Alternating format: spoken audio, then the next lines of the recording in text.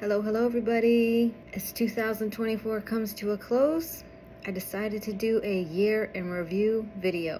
At the beginning of 2024, you may all remember the survey, getting 5,000 signatures for the fluoroquinolone toxicity survey, which we did get, and it was painful, but we got it.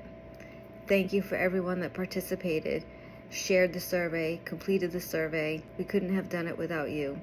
After that, kind of happening at the same time, I linked up with the Fluoroquinolone Toxicity Study Foundation, Jersey, Sarah, Jane, as well as patient advocate Audrey Reynolds, and then with Dr. Stefan Piepa to present to the CDC. We all worked tirelessly on a project to propose ICD-10 codes, which are codes used for medical billing for fluoroquinolone adverse effects. In March, the proposal went to the CDC and a few months later was approved.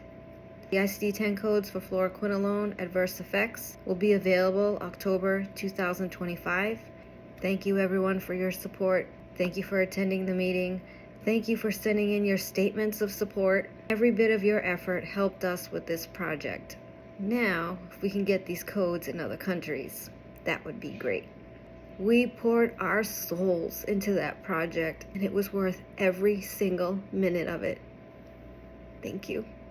From there, we created a petition with change.org for informed consent on fluoroquinolone antibiotics. Informed consent for fluoroquinolones would mean that the prescriber would have to discuss the warnings with every single patient before dispensing a fluoroquinolone prescription. This means that both the prescriber and the patient will be aware of the permanent and disabling side effects of this class of antibiotics and will be able to make an informed healthcare decision for themselves to decide whether or not they want to proceed with taking a fluoroquinolone antibiotic. Most of the people that I know, including myself, that have been floxed, had no idea that fluoroquinolone antibiotics were so dangerous, or carried 7 black box warnings, or caused permanent and disabling side effects.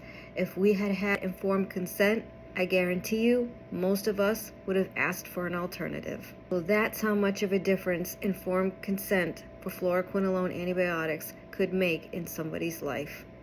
And as the year comes to a close, I have to ask again and say, if you have not signed it or not shared it with anybody, and this is the first time you are seeing the video, please go to change.org and sign the petition for informed consent on fluoroquinolone antibiotics.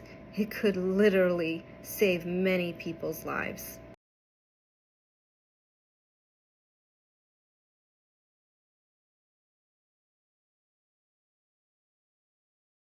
From this point, I'm sure many of you saw my videos. I was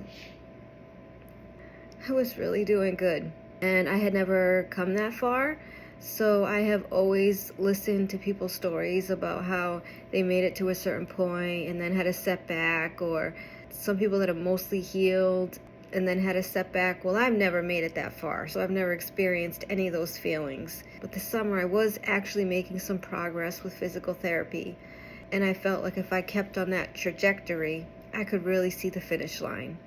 But as Floxy life goes, had a pretty serious setback and had to stop physical therapy, and there's no more dancing, there's no more walking without my walker, and that will be for the foreseeable future. That was really hard for me to come to terms with because it was the first time I actually felt true hope in the fact that I was dancing. Not like I had danced before, not even close, but dancing. I could actually start picturing things. And with the setback, really did a number on me here too, not just physically.